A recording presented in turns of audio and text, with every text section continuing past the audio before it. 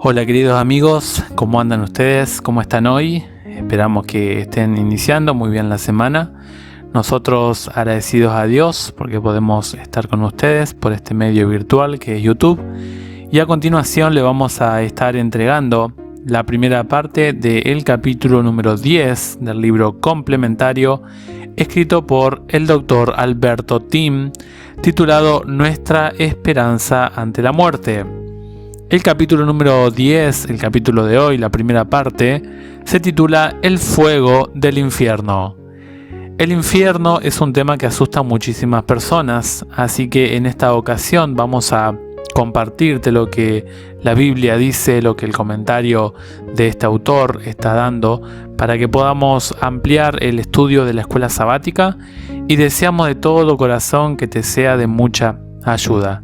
Si te gusta este tipo de materiales, compartilo en tus redes, con tus hermanos de iglesia, con tus amigos y sigamos avanzando en este estudio.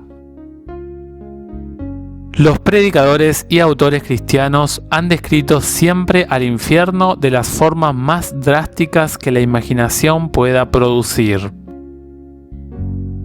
El 8 de julio de 1741, por ejemplo, Jonathan Edwards, un influyente teólogo congregacionalista estadounidense, atemorizó a su audiencia en Enfield, Connecticut, con su famoso sermón Pecadores en manos de un Dios enojado. Declaró abiertamente que en cualquier momento sus oyentes impenitentes podrían ser tragados por las llamas resplandecientes de la ira de Dios, y también sufrir incesantemente en el infierno durante millones de años. Sus oyentes obviamente suplicaron tan fuertemente por la misericordia de Dios que Edwards no pudo terminar el sermón. Sin duda, no todos los sermones sobre el infierno son tan aterradores e influyentes como el de Edwards, pero incluso cuando se presenta en términos más eufemísticos, la noción de un infierno que arde por siempre lleva a muchas personas a preguntarse sobre su origen y lo que dice la Biblia al respecto. Este capítulo trata brevemente las opiniones populares sobre un infierno eterno y un purgatorio purificador, seguido de algunos comentarios bíblicos sobre estos temas. Un infierno que arde eternamente. La mayoría de los cristianos que aceptan la inmortalidad natural del alma también creen que cuando un impío muere, su alma incorpórea viaja directamente a un infierno que arde eternamente, donde será torturada para siempre. En su libro Escatología, la muerte y la vida eterna, Joseph Ratzinger, Papa Emérito Benedicto XVI, reconoce que la existencia de un infierno con castigos eternos choca con todas nuestras ideas de Dios y del hombre, de modo que su aceptación no pudo realizarse sin grandes conmociones. Aún así, afirmó que este dogma está tan fuerte enraizado, tanto en la doctrina de Jesús como en los escritos apostólicos. La noción de un infierno que arde eternamente sigue muy viva. El Catecismo de la Iglesia Católica, aprobado y promulgado en 1997, afirma que, y citamos, la enseñanza de la Iglesia afirma la existencia del infierno y su eternidad. Las almas de los que mueren en estado de pecado mortal descienden a los infiernos inmediatamente después de la muerte y allí sufren las penas del infierno, el fuego eterno.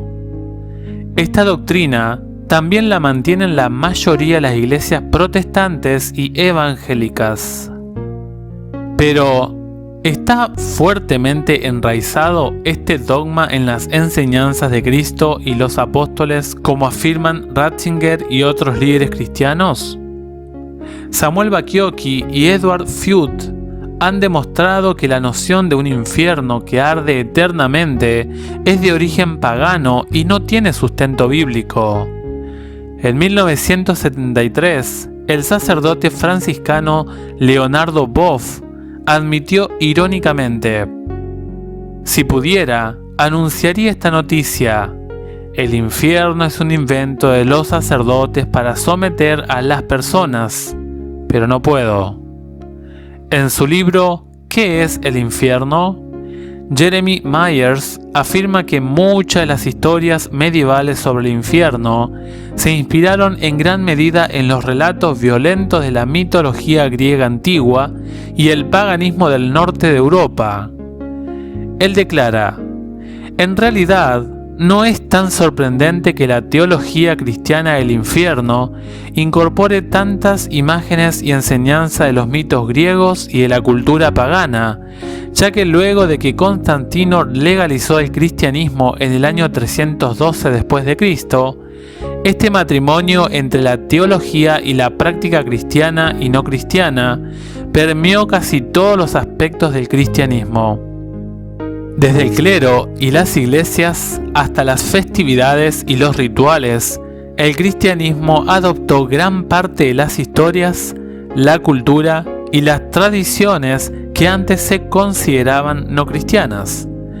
Así que, con la doctrina del infierno no fue diferente. Muy poco de las imágenes del infierno con las que estamos familiarizados provienen de las Escrituras. La gran mayoría fue tomada de fuentes no bíblicas. Robin Fox explica que, y citamos, así como un seguidor de Platón, como Plutarco, podía escribir libremente sobre los terrores del inframundo como un mito mejorado, Orígenes propuso que los terrores literales del infierno eran falsos, pero que se debían promover para asustar a los creyentes más simples. De esta forma, muchos mártires cristianos de los siglos II y III después de Cristo encontraron seguridad personal y experimentaron sentimientos de santa venganza al advertir a sus oyentes y amenazar a sus torturadores paganos con los terrores del infierno. De hecho, la imagen de un infierno que arde eternamente ayudó a la Iglesia Católica a retener a sus creyentes y a convertir a muchos paganos asustados. Del purgatorio al paraíso. Estrechamente ligada a la noción de un infierno que arde eternamente, está la doctrina católica romana del purgatorio que, según la 25ª sesión del Concilio de Trento, este concilio ocurrió en el año 1545 hasta el año 1563, que de hecho es el concilio más largo de la Iglesia Católica Apostólica Romana, debe ser creída, mantenida, enseñada y en todas partes predicada por los fieles de Cristo.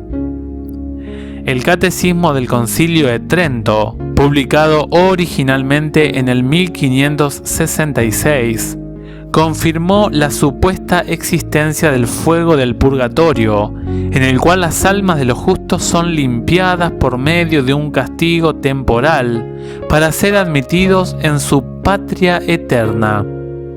Para Joseph Ratzinger, el Nuevo Testamento no desarrolló totalmente la cuestión de la situación intermedia entre la muerte y la resurrección, sino que la dejó abierta para que la Iglesia Católica Romana desarrollara esta doctrina. En realidad, la doctrina del purgatorio combinó el ritual pagano de orar por los muertos, ya practicado por algunos judíos durante el período intertestamentario.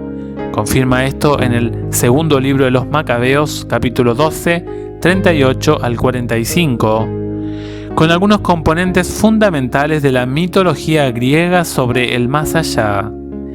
En el Fedón de Platón, Sócrates describe el supuesto juicio de todas las almas de los que mueren y su posterior viaje al inframundo.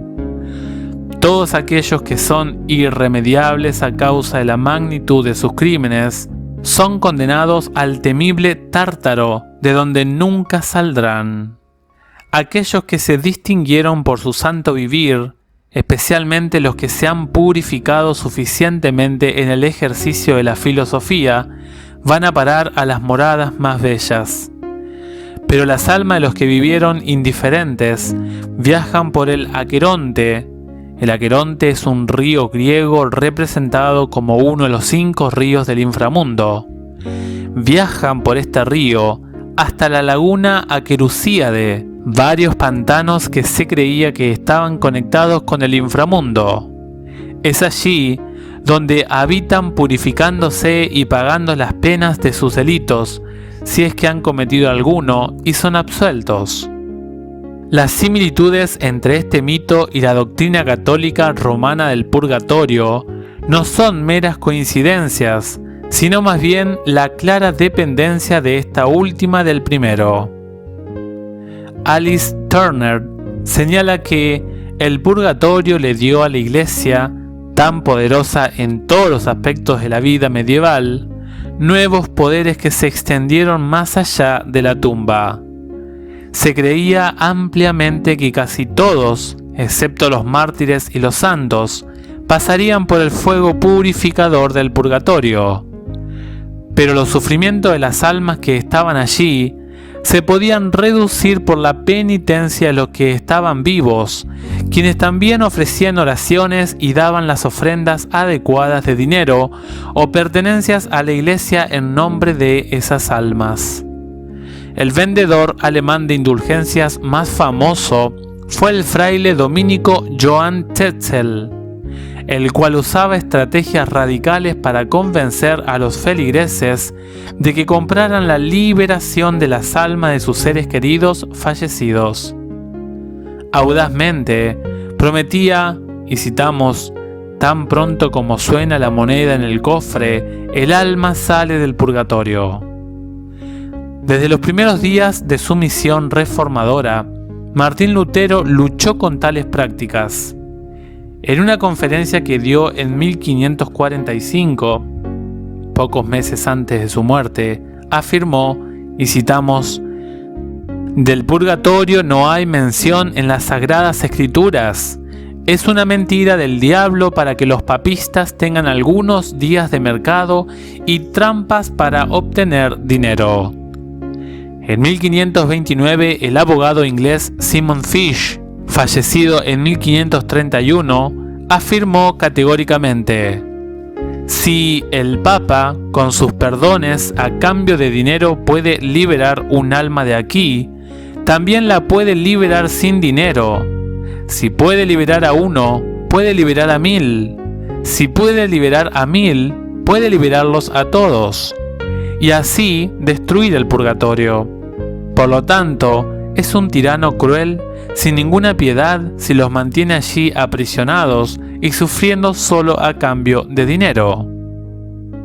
Despojado de muchas de sus horrendas representaciones medievales, el dogma del purgatorio aún se conserva en el Catecismo de la Iglesia Católica, 1997. Se lo conserva como un lugar de fuego purificador para, y citamos, «todos los que mueren en la gracia y en la amistad de Dios, pero están imperfectamente purificados». Cabe señalar que, si bien los protestantes y los evangélicos aún conservan el dogma católico romano del infierno, rechazan la idea del purgatorio. Querido amigo, querida amiga, hemos acabado la primera parte de nuestro libro complementario del capítulo número 10, titulado El fuego del infierno, de nuestro libro complementario titulado Nuestra esperanza ante la muerte, escrito por el Dr. Alberto Tim. Deseamos que Dios te bendiga con este contenido, que te pueda ser de mucha ayuda para tu vida personal, y si Dios quiere, nos encontramos en el siguiente audiolibro. Un abrazo grande y Dios te bendiga ricamente.